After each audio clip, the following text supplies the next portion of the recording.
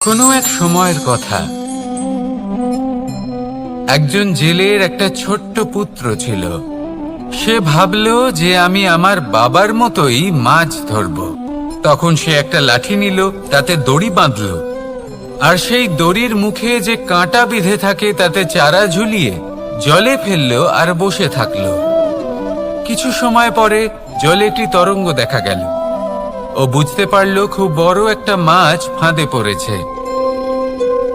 ও বল প্রয়োগ করলো, সেটা টানার চেষ্টা করলো।